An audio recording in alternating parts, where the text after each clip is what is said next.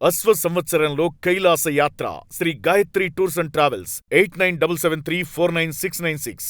మరోసారి బుద్ధి చూపెట్టింది అమెరికా. భారత్పై విషం కక్కింది అగ్రరాజ్యం అమెరికా. రైసీనా డైలాగ్ 26లో యుఎస్ మినిస్టర్ అక్కసు వెళ్లగక్కడం జరిగింది. భారత్ను ఎదగనివ్వమంటున్నారు విదేశాంగ ఉప మంత్రి Christopher ల్యాండో.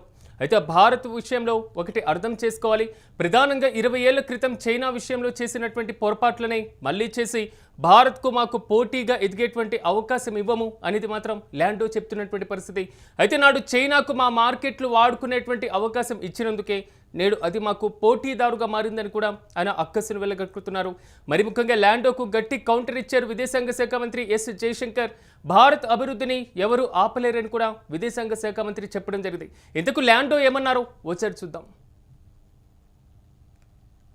But again, India should understand that we're not going to make the same mistakes with India that we made with China 20 years ago in terms of saying, oh, you know, we're going to let you, be able to develop all these markets, and then the next thing we know, you're beating us in a lot of commercial things. We're going to make sure that whatever we do, it's fair to our people, because ultimately we have to be accountable to our own people, just as the government of India has to be accountable to its people. But again, India should understand that we're not going to make the same mistakes with India that we made with China 20 years ago in terms of saying, oh, we're going to let you. Be able to develop all these markets, and then the next thing we know, you're beating us in a lot of commercial things. We're going to make sure that whatever we do, it's fair to our people, because ultimately we have to be accountable to our own people, just as the government of India has to be accountable to its. Yes, ఇప్పుడు మీరు చూసినటువంటి ఈ వ్యక్తి America minister. అయితే ఈయన Raisina dialogue 2026కి సంబంధించి చేసినటువంటి comments. America లాంటి అగ్రరాజ్యానికి మంత్రిగా వ్యవహరించినటువంటి ఈ క్రిస్టోఫర్ ల్యాండో భారతదేశం మీద చేసినటువంటి కామెంట్స్ ఏంటి? భారతదేశాన్ని ఎదగనివ్వము, భారతదేశాన్ని అభివృద్ధి చెందనివ్వము. గతంలో చైనాని కొంతవరకు ప్రోత్సహించినందుకు మాకు పోటీగా పెరిగింది. ఇప్పుడు భారత్ కూడా అలాగే ఎదగనిస్తే మాకు పోటీ పెరిగేటువంటి అవకాశం ఉంది. భారతదేశాన్ని ఎదగనివ్వము అని ఒక అగ్రరాజ్యానికి చెందినటువంటి విదేశాంగ ఉప మంత్రి క్రిస్టోఫర్ ల్యాండో చేసినటువంటి కామెంట్ నా సాధారణంగా అనిపిస్తూ ఉంటుంది, నాకు కూడా అనిపించింది. ఇప్పుడు అమెరికా అధ్యక్షుడే తలతిక్క నిర్ణయాలు తీసుకుంటూ ఉంటారు, అమెరికా అధ్యక్షుడే భిన్నమైనటువంటి కామెంట్ చేస్తూ ఉంటారని. కానీ ఆయన క్యాబినెట్లో ఉన్నటువంటి మంత్రి కూడా ఇదే మాట చెప్తున్నటువంటి పరిస్థితి. అంటే భారతదేశం ఏదైనా పేదరిక దేశంగా భావిస్తున్నారా? భారతదేశం ఇప్పటికీ అగ్రరాజ్యాల యొక్క దయా దాక్షిణ్యాల మీద ఆధారపడి ఉండేటువంటి పరిస్థితి ఉందని ఏమైనా భావిస్తున్నారా? మరి ముఖ్యంగా చెప్పుకోవాలంటే భారతదేశం జీడిపి చూసి అమెరికా ఏదైనా భయపడుతుందా? అమెరికా నివేదికలే చెప్తున్నాయి 6.45కి సంబంధించిన జీడిపి. ఇది అగ్రరాజ్యం అమెరికాకి కంటి మీద కునుకు లేకుండా చేస్తుంది భారత జీడిపి చూసి. ఇలాంటి సమయంలో భారత మార్కెట్ ప్రపంచంలో అన్ని దేశాలకు సాదర స్వాగతం పలుకుతున్న పరిస్థితులు కనబడుతున్నాయి. టారిఫ్ల ప్రభావంతో భారత మార్కెట్ పైన ఆంక్షలు విధించి భారతదేశంలో పూర్తి స్థాయిలో తమ మార్కెట్ను విస్తరించుకోవాలనుకున్నటువంటి భావించిన అగ్రరాజ్యానికి ఇప్పుడు తాజాగా భారతదేశ అభివృద్ధి కంటి మీద కునుకు లేకుండా చేస్తున్న 2047 అనేటువంటి గోల్తో మనం ముందుకెళ్తున్నాం. ఇలాంటి సందర్భంలో ప్రపంచ దేశాల్లో ఉనికి ఉండాలి, ప్రపంచ దేశం పైన తన పూర్తి స్థాయిలో ఆధిపత్యాన్ని చూపించాలి, ప్రపంచంలో తానే అగ్రరాజ్యం అనేటువంటి భావన తనకు ఉండాలి అని పదే పదే పదే పదే మాట్లాడేటువంటి అమెరికా అధ్యక్షుడు మిస్టర్ ప్రెసిడెంట్ ఆఫ్ అమెరికా ఇదే ఒక ఘాటైనటువంటి వ్యాఖ్యగానే భావిస్తున్నటువంటి పరిస్థితి కనబడుతుంది. ఆయన చేసినటువంటి కామెంట్స్ మాత్రమే కాదు, ఇప్పుడు ఆయన మంత్రివర్గంలో ఉన్నటువంటి మంత్రులు కూడా భారతదేశం పైన, భారత అభివృద్ధి పైన, భారత ప్రగతి పైన, భారతదేశం పురోగమిస్తున్న దానిపైన పదే పదే కామెంట్ చేసి విరుచుకుపడుతున్నటువంటి పైన ప్రపంచంలో ఉన్నటువంటి సార్వభౌమత్వ దేశాలపైన మాకు ఇంకా గుత్తాధిపత్యం కావాలి అని భావించేటువంటి ఇలాంటి పాలకులు అమెరికాకి ప్రెజెంట్ ఉండడం పాప అమెరికా వెనుకబాటుతనానికి కారణంగానే భావించాలి. కానీ అక్కడ ఉన్నటువంటి నాగరిక ప్రపంచం ఇంకా మేలుకొనలేదేమో, మరోసారి ఆయన్ని గెలిపించినటువంటి పరిస్థితి. కానీ ఇక్కడ కనబడుతున్నటువంటి ఒక క్లియర్ కట్ అంశం. 20 సంవత్సరాల క్రితం చైనా మార్కెట్ను అమెరికా ప్రోత్సహించిందట. దానివల్ల చైనా ప్రధానమైనటువంటి పోటీదారిగా ఎదిగిందంట. భారతదేశాన్ని ఇప్పుడు ఉన్నటువంటి పరిస్థితుల్లో ఎదిగేటువంటి ప్రసక్తికి మేము కల్పించమంట. ఇది చేసినటువంటి ప్రధానమైనటువంటి కామెంట్. ఇక్కడ ఒక్క విషయాన్ని మనం గమనించాలి.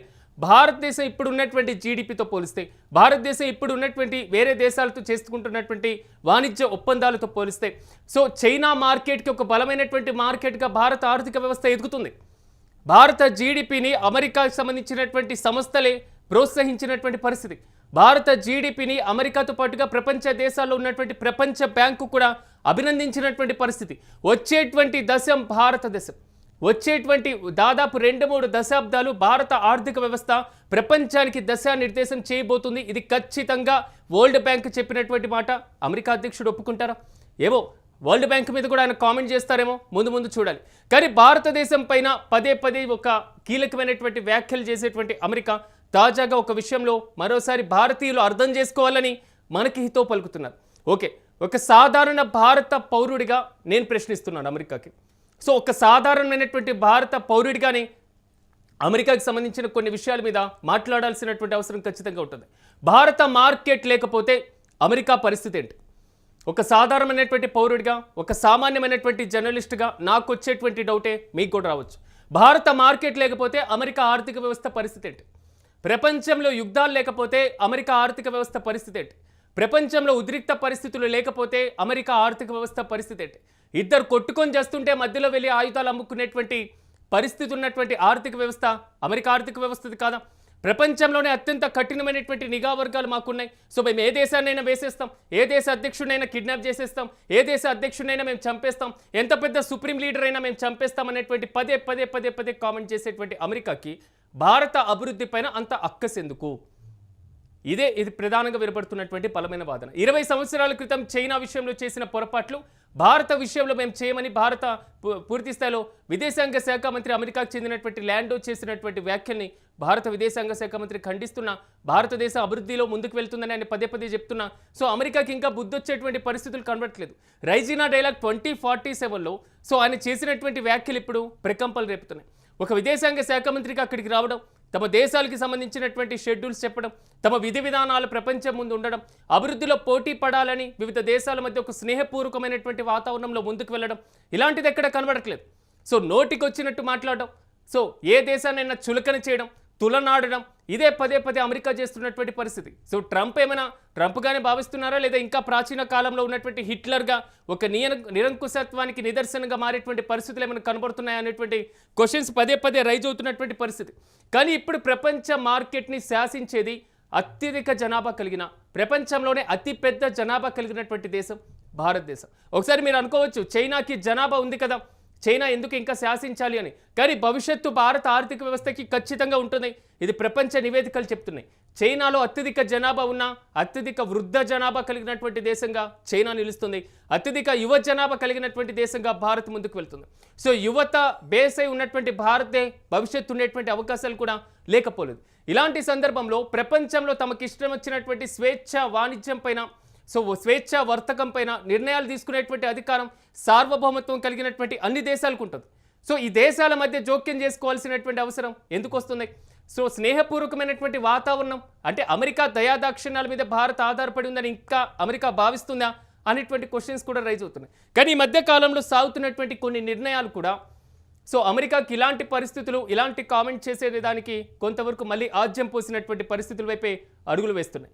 ఒక్క విషయం భారతీయులు గుర్తించుకోవాలి అంటే, అసలు అమెరికా సపోర్ట్ లేకుండా భారతదేశం అభివృద్ధి చెందలేదా అనేటువంటి ప్రశ్నలు చాలా బలంగా వినబడుతున్నాయి. ఒకసారి ఇంకా 1991 నాటి ఆర్థిక వ్యవస్థ పరిస్థితుల్ని ఇంకా అమెరికా తలుచుకుంటుందేమో నాకైతే అర్థం కావట్లేదు.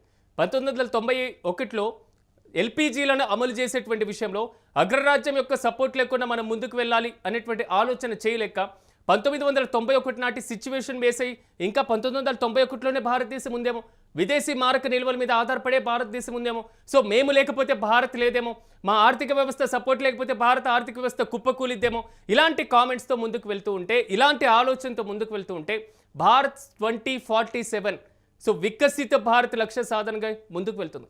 ప్రపంచంలో ఉన్నటువంటి మౌలిక సదుపాయాలు, భారత మౌలిక సదుపాయాలు అభివృద్ధి చేస్తున్నటువంటి పరిస్థితులు కనబడుతున్నాయి. ప్రపంచ దేశాలతో పోటీ పడుతున్నటువంటి పరిస్థితులు కనబడుతున్నాయి. సో టెక్నాలజీ పరంగా ముందుకు వెళ్తున్నటువంటి పరిస్థితులు కనబడుతున్నాయి. సో పూర్తి స్థాయిలో రక్షణ పరంగా వివిధ దేశాలకు గట్టి పోటీ ఇచ్చేటువంటి పరిస్థితులు కనబడుతున్నాయి. సో ఎక్కడో ఒక చోట యుద్ధ వాతావరణం క్రియేట్ చేయడం, అక్కడికి వెళ్ళి ఆయుధాలు అమ్ముకోవడం, ఆయుధాలు అమ్మలేకపోతే ఆర్థిక వ్యవస్థ పరిచయనటువంటి పరిస్థితి, ఇలాంటి వాటి మీద ఆధారపడినటువంటి దేశాలు కూడా భారతదేశం మీద, భారత ఆర్థిక వ్యవస్థ పైన, భారత సార్వభౌమాధికారం పైన పదే కామెంట్ చేస్తుంటే ఇంతకంటే హాస్యాస్పదం ఇంకేమైనా ఉంటుందా అనేటువంటి క్వశ్చన్స్ కూడా రైజ్ అవుతున్నాయి. చూడాలి. మొత్తం మీద అమెరికాకి చెందినటువంటి ఒక విదేశాంగ శాఖ మంత్రి, సో ఉప మంత్రి, అది కూడా ఆయన చేసినటువంటి కామెంట్స్ మాత్రం కొంతవరకు ప్రకంపలు రేపుతున్నాయి. కానీ పదే పదే పదే పదే అమెరికా తన యొక్క వక్ర బుద్ధిని బయట పెడుతున్నటువంటి పరిస్థితులే కనబడుతున్నాయి. భారత్ పైన విషం చిమ్మేందుకు, విషం కక్కేందుకు అగ్రరాజ్యం పోటీ పడి మరి ప్రపంచ దేశాల ముందుకు వచ్చేటువంటి పరిస్థితులు కనబడుతున్నాయి. ఎప్పుడు తనకి తోడుగా నిలిచి తనకు అండగా నిలిచేటువంటి కొన్ని దేశాలను భారతదేశం ఎప్పుడు వదులుకోలేదు. పక్కనే ఉన్నటువంటి భూటాన్ని చూడాలి, పక్కనే ఉన్నటువంటి మయన్మార్ని చూడాలి, పక్కన బంగ్లాదేశ్లో అల్లర్లు జరుగుతుంటే ఆ బంగ్లాదేశ్కి చెందినటువంటి ప్రధానమంత్రి శరణార్థం కోసం భారతదేశానికి వచ్చినప్పుడు అక్కడ ఉద్రిక్త పరిస్థితుల వల్ల భారత్కు ప్రతికూల పరిస్థితులు ఉంటాయి అనుకున్న భారత్ హక్కును చేర్చుకుంది. పక్కనే ఉన్నటువంటి ఎక్కడో చైనా లేదా టిబెట్ ప్రాంతంలో ఉన్నటువంటి ఉద్రిక్త పరిస్థితులను కూడా భారతదేశం ఖండిస్తున్నటువంటి వైనం కనబడుతుంది. కానీ భారత్ తనను నమ్ముకున్నటువంటి దేశాలను ఎప్పుడు మోసం చేసేటువంటి పరిస్థితులు లేవు. సో ఆఫ్ఘనిస్తాన్ విషయాన్ని ఒకసారి చూడండి. ఆఫ్ఘనిస్తాన్కి పార్లమెంట్ కట్టించాం, ఆఫ్ఘనిస్తాన్కి కావాల్సినటువంటి మౌలిక సదుపాయాలకి మనం సహాయం చేశాం. కానీ ఆఫ్ఘనిస్తాన్లో జరిగినటువంటి తాలిబాన్ల ప్రభుత్వాన్ని ఖండించాం.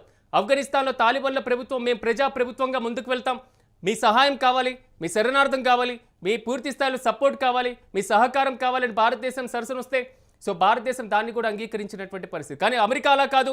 శత్రువుల మధ్య ఎప్పుడు చిచ్చు పెట్టాలనేటువంటి ఆలోచన చేయడం. సో తాజాగా చేసినటువంటి కామెంట్స్ కూడా పదే పదే ఇలాంటి అంశాలనే బలోపేతం చేస్తున్నాయి. అమెరికా యొక్క ఉగ్రబుద్ధికి నిదర్శనంగా నిలుస్తున్నాయి. భారత ఆర్థిక వ్యవస్థకి తట్టుకోలేక ఒక పూర్తి స్థాయిలో ఈర్ష్య ద్వేషాలతో వారి యొక్క వ్యాఖ్యలు మాత్రం ప్రపంచ దేశాలు ఖండన పక్కన పెడితే భారతదేశం ఖండించాల్సినటువంటి అవసరం ఖచ్చితంగా ఉంది అనేటువంటి వాదన రాజకీయ విశ్లేషకుల దగ్గర నుంచి వినిపిస్తుంది. But again, India should understand that we're not going to make the same mistakes with India that we made with China 20 years ago in terms of saying, oh, you know, we're going to let you, be able to develop all these markets, and then the next thing we know, you're beating us in a lot of commercial things. We're going to make sure that whatever we do, it's fair to our people, because ultimately we have to be accountable to our own people, just as the government of India has to be accountable to its